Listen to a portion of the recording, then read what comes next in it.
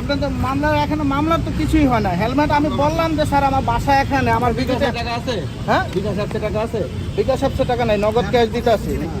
আমার বাসা এখানে স্যার। আমি প্রথমেই সরি বলছি যে আমি বৃষ্টির জন্য হেলমেটটা আনি নাই। হেলমেট আপনার বাসা এখানে থাকলেও কি আপনি হেলমেট না পরে বের হবেন? স্যার আমি এখান দিয়ে ঘুরে আমি ফল নিতে আসছি রাজলক্ষ্মীতে। আপনার কথাটা বুঝতে পারছি না। রাজলক্ষ্মীতে ফল নিতে আসছি, যেটা নিয়ে আসেন আপনি এখান দিয়ে রাস্তায়, বাসায় যাবো। মেইন রোড না এটা? মেইন রোডে যখন আপনি বের হবেন অবশ্যই আপনার হেলমেট থাকতে হবে। এটা তো খুবই নরমাল একটা বিষয়। ওটা তো আমি তাহলে আপনি জানি। কেন এই ট্রাফিকের সাথে কথা আমি বলছেন? নিজে উচ্চবাচ্য করছেন কেন? আমি নিজে একজন সরকারি ব্যান্ডন স্লাব। আমি আমার নিজের ট্রান্সপোর্ট বিজনেস, আমি সব নিয়ম কানুন জানি। আমি বলছি যে আমি আমার ভুল হয়েছে যে আমি হেলমেটটা আনতে পারিনি, আমার বাসা এখানে। এই যে দেখেন আমার বাসা 3 নম্বর সেক্টর 34। ভেরি গুড, আপনি ভুল করেছেন, ভুল অনুযায়ী যে সাজা সে সাজা নেবেন। এখানে এত কথা কিসের আপনার? এটা তো নরমাল বিষয়। ঠিক আছে স্যার, কোনো সমস্যা নেই। এই যে ভাই, এটা সমস্যা না থাকলে আপনি এই ধরনের উচ্চবাচ্য করতে পারেন না রাস্তার মধ্যে।